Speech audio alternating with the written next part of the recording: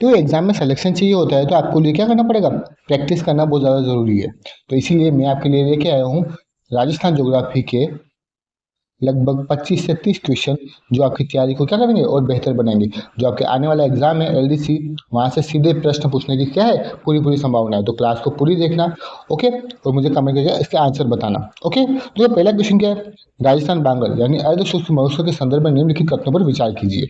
Okay, पहला कथन क्या है, 25 सेंटीमीटर समवर्षा रेखा इसे रेतीले शुष्क मरुस्थल से अलग करती है। क्या ये बात सही है?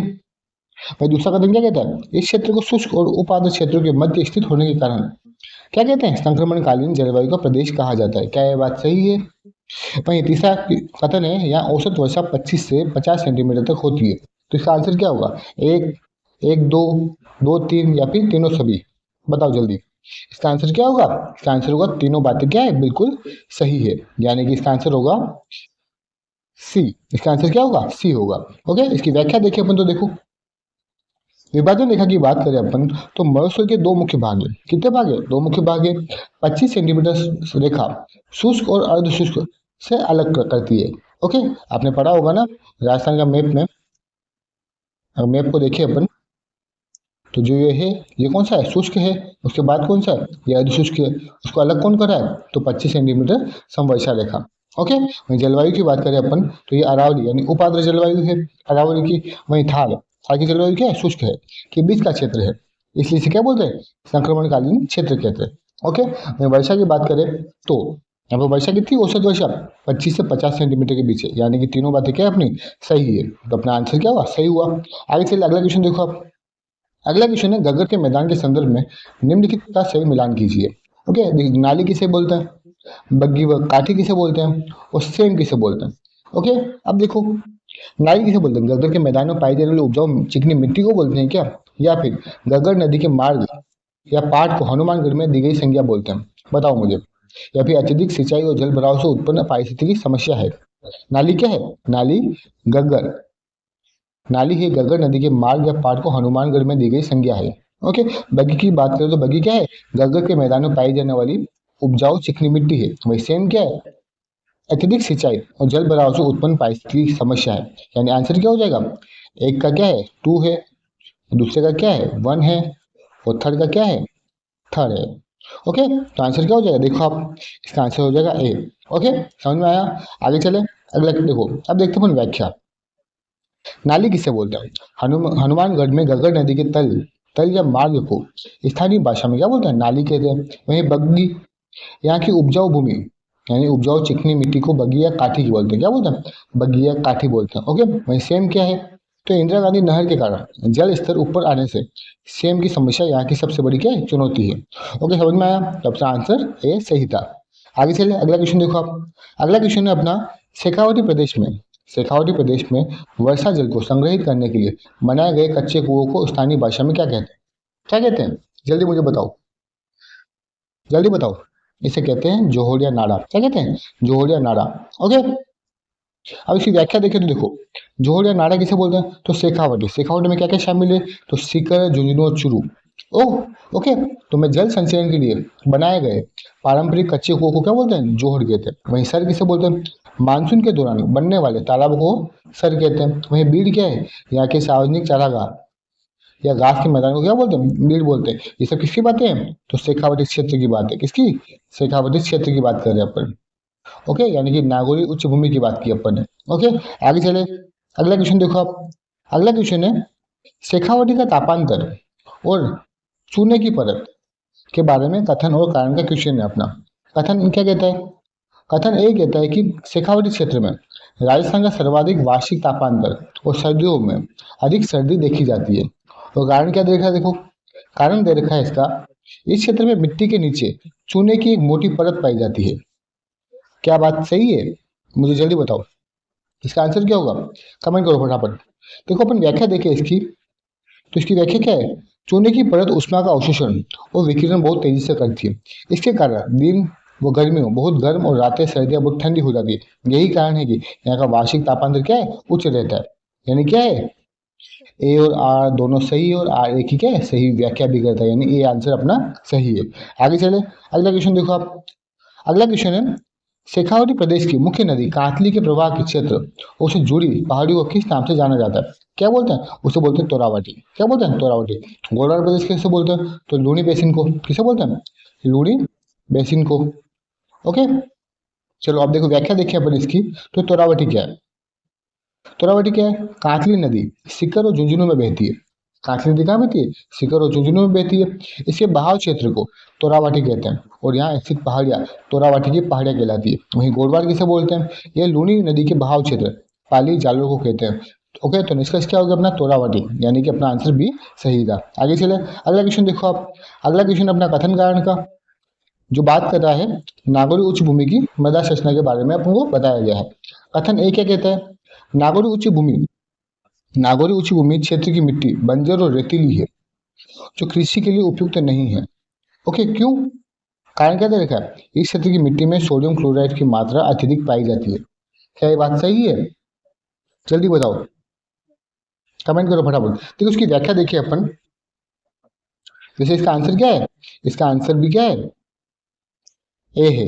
ओके, यानी ए और आर दोनों सही है और आर ए की क्या है? सही व्याख्या करता है। ओके, अब इसकी व्याख्या देखें तो देखो सोडियम क्लोराइड यानी नमक की अधिकता मिट्टी को क्या करती है? क्षारीय और बंजर बना देती है। यही कारण है कि नागौर का यह ऊंचा उठा भाग क्या है? खेती के लिए अच्छा नहीं है। ओके, इसका आंसर क्या हो जाएगा? ए हो जाएगा। ओके, आगे चले, अगला क्वेश्चन देखो आप। अगला क्वेश्चन है राजस्थान की सर्वाधिक खारे पानी की झील है सांबर, नावा, कुंचामन, डिडवाड़ा किस भौतिक उप इकाई में स्थित है? तो आंसर बताओ। गगन का मैदान है, शेखावटी प्रदेश है, नागौर उच्च भूमि है या फिर लूनी बेसिन है? जल्दी बताओ, इसका आंसर क्या होगा? जल्दी बताओ, कहाँ पर है? तो ये है नागौरी उच्च भूमि। ओके, देखो आप व्याख्या देखिए अपन। तो नागौर और डिडवाना कुंचामन का क्षेत्र अपनी खारी झीलों के लिए प्रसिद्ध है। यहाँ गहराई में क्या है? माइका शिष्ट नमकीन चट्टानें पाई जाती है। ओके, वही केसिका कर्षण, इन्हीं चट्टानों से नमक के कण ऊपर सतह पर आ जाते हैं। किस पद्धति से? तो केशाकर्षण पद्धति के द्वारा। ओके, तो आंसर अपना क्या है? सी बिल्कुल सही है। ओके, आगे चले, अगला क्वेश्चन देखो आप। अगला क्वेश्चन है वापस नागौरी उच्च भूमि के बारे में ही है। नागौरी उच्च भूमि के अंतर्गत आने वाली पर्वत श्रेणियां का उनके महत्व से मिलान कीजिए। ओके, ये very very very important question है क्योंकि एग्जाम में बहुत बार पूछा गया है। ओके, तो देखो मकराना श्रेणी क्या है? मकराना श्रेणी किसके लिए फेमस? आपने पढ़ा होगा, जल्दी बताओ क्या होगा? मकराना श्रेणी पसंद फेमस है सफेद संगमरमर के लिए। किसके लिए? वही मांगलोर किसके लिए है?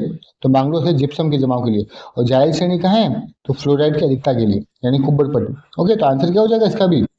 इसका आंसर हो जाएगा 2, 1, 3। ओके, इसका आंसर भी क्या हो जाएगा? 1 हो जाएगा। अब देखो व्याख्या देखिए अपन। तो मकराना यहाँ का संगमरमर विश्व प्रसिद्ध है। वहीं मांगलोर की बात करें तो या फिर जायल मांगलोर की बात करें तो यह क्षेत्र जिप्सम के लिए जाना जाता है। वहीं जायल क्या है? यहाँ पानी में फ्लोराइड की समस्या यानी कुबड़ पट्टी देखी जाती है। कहाँ से कहाँ तक है? अजमेर से लेके कहाँ तक है? मुझे कमेंट करके बताओ। आगे आगे का आंसर आप बताना। ओके, आगे चलें। अगला क्वेश्चन देखो आप। राजस्थान बांगड़ के अंतर्गत निम्नलिखित में से कौन सा जिला पूर्णतः यहाँ अंशतः शामिल नहीं है? बताओ, राजस्थान जो बांगड़ है उसके अंतर्गत निम्नलिखित में कौन सा जिला पूर्णतः या अंशतः शामिल है ही नहीं? बताओ मुझे। इसका आंसर है डी, जैसलमेर। जैसलमेर राजस्थान बांगड़ में नहीं आता है। ओके, वो किस में आता है? शुष्क में आता है। ओके, देखो व्याख्या देखिए अपन। जैसलमेर रेतीले शुष्क मरुस्थल 0 से 25 सेंटीमीटर वर्षा का हिस्सा है, जबकि हनुमानगढ़, गग्गर, झुंझुनू, शेखावटी और पाली लूनी बेसिन अर्ध शुष्क मरुस्थल के भाग है। यानी आंसर अपना डी क्या है? सही है। आगे चले, अगला क्वेश्चन देखो आप। अगला क्वेश्चन है अर्ध शुष्क मरुस्थल के सबसे दक्षिणी भाग को क्या कहा जाता है? और यहाँ की मुख्य नदी कौन सी है? अर्ध शुष्क मौसम के सबसे दक्षिणी भाग को क्या कहते हैं? तो यहाँ की मुख्य नदी क्या है? जल्दी बताओ, कौन सा है? तो गोलवार प्रदेश और लूनी नदी। ओके, आगे चले, अगला क्वेश्चन देखो आप।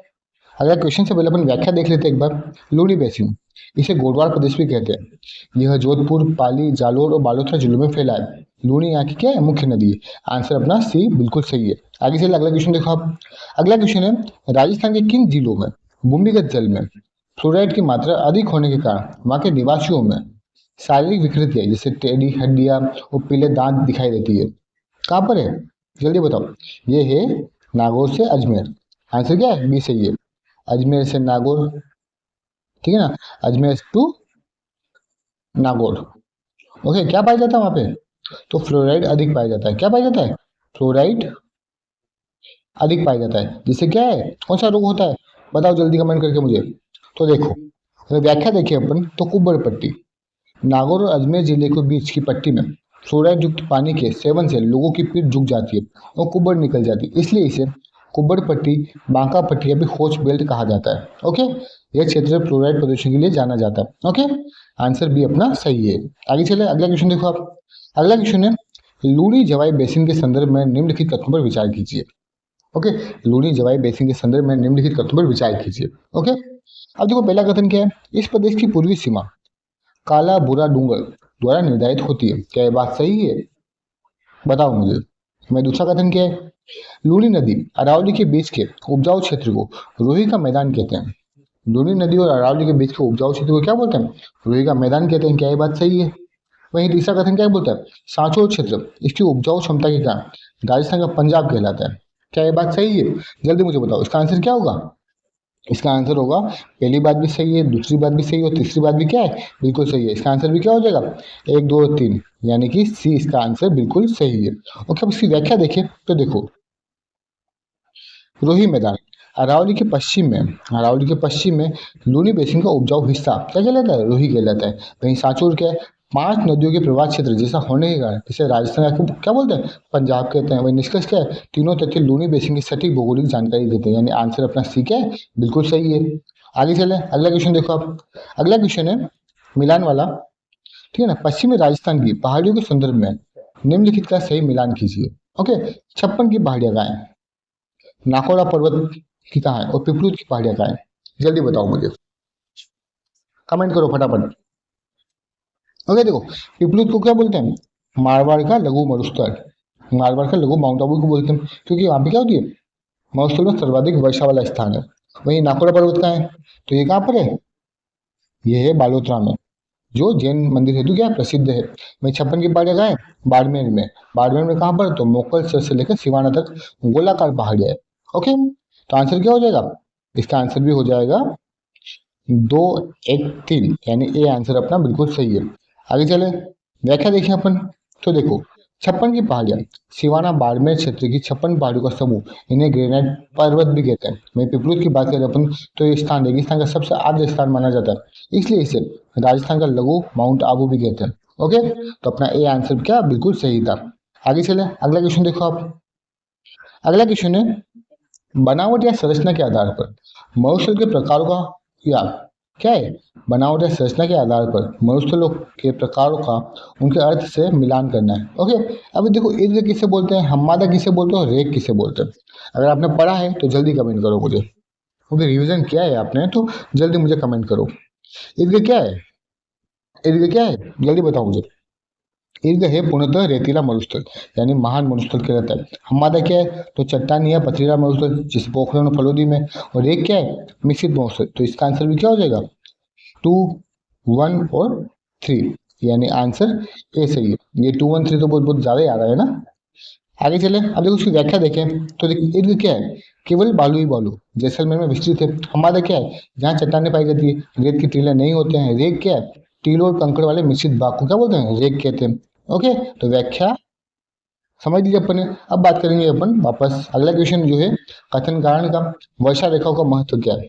कथन ए क्या कहता है, कथन ए कहता है कि 50 सेंटीमीटर वर्षा रेखा राजस्थान को 2 समान भागों में विभाजित करती है, क्या ये बात सही है, देखते हैं। कारण क्या बोलते हैं, यह वर्षा रेखा अरावली की पश्चिमी सीमा का निर्धारण करती है। यह वर्षा रेखा अरावली की पश्चिमी सीमा का निर्धारण करती है और मरुस्थलीय प्रदेश की पूर्वी सीमा को बनाती है, क्या ये आंसर सही है, जल्दी बताओ मुझे। ये दोनों बातें सही है, लेकिन क्या ये व्याख्या सही करता है नहीं करता, इसका आंसर मुझे आप बताओ। अपन चलते हैं व्याख्या की ओर। ओके, देखो 50 सेंटीमीटर समवर्षा रेखा, यह रेखा अरावली के लगभग समानांतर चलती है। जो अरावली है ना, उसके समानांतर कौन सी चलती है, 50 सेंटीमीटर समवर्षा रेखा। ओके, और राजस्थान को उत्तर पश्चिमी मरुस्थल और शेष राजस्थान में क्या करती है, बांटती है। यही कारण है कि राज्य की मुख्य विभाजक रेखा है, यानी कि कथन आर एक ही क्या कर रहा है, सही व्याख्या कर रहा है, यानी ए आंसर क्या है, बिल्कुल सही है। ओके, आगे चले, अगला क्वेश्चन देखो आप। अगला क्वेश्चन है, जैसलमेर जिले में पोखरण से मोहनगढ़ तक फैली लाठी सीरीज के संदर्भ में कौन सा तथ्य सही नहीं है, क्या पूछा है, सही नहीं पूछा है। ओके, देखो ये क्या है, ये 80 किलोमीटर लंबी मीठे पानी की भूगर्भिक जल पट्टी है, ये बात सही है। यहाँ सेवन, धामण, करड़ जैसी पौष्टिक घास पाई जाती है, क्या ये बात सही है? ये बात भी बिल्कुल सही है। इसे सरस्वती नदी का भूगर्भिक अवशेष माना जाता है, हाँ ये बात भी सही है। ये पूर्णतः खारे पानी की एक परत है। नहीं नहीं नहीं नहीं, ये बात गलत है। तो आंसर क्या हो जाएगा? डी हो जाएगा। आंसर क्या हो जाएगा? डी हो जाएगा। और इसकी व्याख्या देखें तो देखो, लाठी सीरीज, ये मीठे पानी की पट्टी है, क्या है? मीठे पानी की पट्टी है। यहाँ मिलने वाली सेवन घास दुधारू पशुओं के लिए क्या है? बहुत अच्छी होती है। और खारे पानी का कथन पूर्णतः क्या है? गलत है। ओके, तो आंसर डी अपना सही था। आगे चले, अगला क्वेश्चन देखो आप। अगला क्वेश्चन वापस लाठी सीरीज के लिए है। तो देखो, जैसलमेर में लाठी सीरीज के पास स्थित चंदन नलकूप को अपनी विशेषता के कारण किस उपनाम से जाना जाता है? इसका आंसर आप ही बताओगे, मैं बताऊंगा ही नहीं। ओके ना, व्याख्या बताऊंगा। जल्दी कमेंट करो इसका। ओके, अगला क्वेश्चन देखो आप। अगला क्वेश्चन है, जैसलमेर में राष्ट्रीय मरु उद्यान में स्थित आकलवुड फॉसिल पार्क किस काल के प्राचीन लकड़ी के जीवाश्मों हेतु प्रसिद्ध है? किसके लिए प्रसिद्ध है? तो ये प्रसिद्ध है जुरासिक काल के, यानी 18 करोड़ वर्ष पूर्व। ओके, आंसर ये अपना सही है। ओके, व्याख्या देखिए अपन। तो देखो, जीवाश्म या करोड़ों साल पुरानी वनस्पतियों, काष्ठ लेने लकड़ी के अवशेष मिले हैं जो बताते हैं कि यहाँ कभी घना जंगल था। ओके, तो आंसर ये अपना क्या है? सही है। आगे चले, अगला क्वेश्चन देखो आप। अगला क्वेश्चन है, फलोदी जिले के बाप नामक स्थान पर प्राचीन हिमालय पत्थर के अवशेष मिले जिन्हें क्या कहते हैं? क्या बोलते हैं? जल्दी बताओ आंसर। ये आपने पढ़ा है और रिपीट, इतना क्वेश्चन रिपीट हुआ ना ये तो कि पूछे मत। तो जल्दी बताओ इसका आंसर मुझे। इसका आंसर है बोल्डर। क्या है? बाप बोल्डर। अब इसकी व्याख्या देखें तो देखो, बाप बोल्डर क्या है? तो पर्मियन कार्बोनिफेरस काल के दौरान जब यहाँ बर्फ जमी थी तो हिमनदों द्वारा लाए गए गोल पत्थरों को बाप बोल्डर कहा जाता है। ओके, समझ में आया? तो ये राजस्थान में प्राचीन हिमयुग का क्या है? प्रमाण है। आंसर सी अपना सही था। आगे चले, अगला क्वेश्चन देखो आप। अगला क्वेश्चन है, बाड़मेर और जालोर जिले का वह भाग जो गुजरात के कच्छ रण को स्पर्श करता है और वहां जहां प्राचीन काल में समुद्र का जल लहराता था, क्या कहलाता है? जल्दी कमेंट करो इसका आंसर। तो बहुत बहुत प्यारा क्वेश्चन है ये तो। मतलब कि ऐसा क्वेश्चन है कि एग्जाम में बिल्कुल छप सकता है। आप जो एग्जाम देने वाले हो ना, एलडीसी, आरएस, जो भी, ये क्वेश्चन ऐसा है कि हाँ एग्जाम में छप सकता है। तो जल्दी इसका आंसर बताओ मुझे फटाफट। इसका आंसर है नेहर। क्या आंसर है? नेहर। देखो उसकी व्याख्या देखिए अपन। तो देखो, नेहर क्या है? यह दलदली और निचला भाग यहाँ खारे पानी की अधिकता है, क्योंकि यह कच्छ के रण का ही क्या है? विस्तार माना जाता है। और कहाँ से कहाँ तक फैला हुआ है? तो देखो, ये कहाँ से कहाँ तक फैला हुआ है? तो ये फैला हुआ है बाड़मेर और झालोर जिले का वो भाग जो गुजरात के कच्छ रण को स्पर्श करता है, उसे क्या बोलते हैं? नेहर बोलते हैं। ओके, आगे चले, अगला क्वेश्चन देखो आप। अगला क्वेश्चन है, राजस्थान के मरुस्थलीय इलाकों में वर्षा जल संचयन और कृषि से संबंधित निम्नलिखित शब्दों पर विचार कीजिए। ओके, अब देखो, जल्दी बताओ मुझे। तलिया पोखर क्या है? क्या ये रेगिस्तानी इलाकों में छोटे छोटे गड्ढों में इकट्ठा हुआ वर्षा का मीठा जल है? वहीं मरहो क्या है? तल्ली पोखर के सूखने के बाद बची उपजाऊ मिट्टी का क्षेत्र है।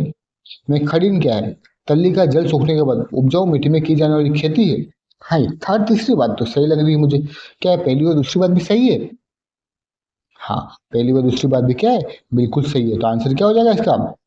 एक, दो, तीन, यानी तीनों बातें क्या है? बिल्कुल सही है। ओके, अब इसकी व्याख्या देखें तो देखो आप।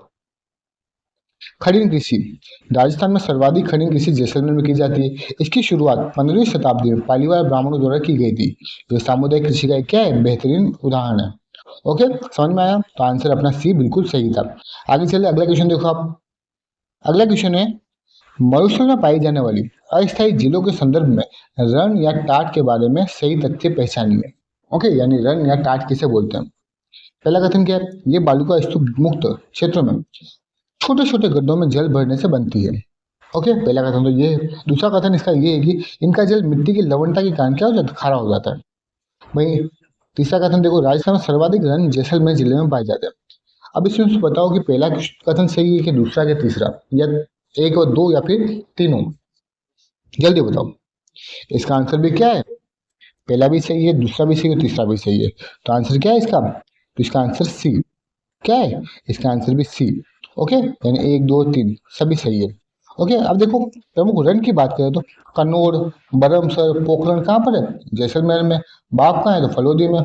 थोप कहाँ है? तो बालोतरा में। और ताल छपर कहाँ है? तो चूरू में। ओके, प्रमुख रण क्षेत्र है। पलाया जिले भी क्या है, खारी और अस्थायी होती है, ये बात ध्यान रखना। रण मसूर की खारी और अनुपजाऊ दलदली भूमि को दर्शाते हैं। ओके, आपका आंसर सी बिल्कुल सही था। आगे चले, अगला क्वेश्चन देखो आप। अगला क्वेश्चन है, निम्नलिखित मरुस्थलीय भौगोलिक विशेषताओं का उनके अर्थ से सही मिलान करना है। तो देखो, रोही क्या है, मैंने अभी बताया था। दरियन क्या है और मंगरी क्या है। ओके, रोही क्या है, जल्दी बताओ। मरुस्थल और अरावली के बीच उपजाऊ हरियाली नुमा पट्टी है। इसका आंसर वही हो गया, आई थिंक 1, 2 एंड थर्ड, यानी कि सॉरी, इसका आंसर भी ये हो गया 2, 1, थर्ड, ये आंसर सही है। ओके, अब का देखो व्याख्या देखें अपन। तो रोही यह अरावली और मरुस्थल का संगम क्षेत्र है जहाँ कृषि संभव है। दरियन क्या है, जैसलमेर के टीलों के लिए प्रयुक्त स्थानीय शब्द है जहाँ आबादी नगण्य होती है। ओके, यानी ये आंसर क्या है, सही था। वैसे क्वेश्चन बहुत इजी था।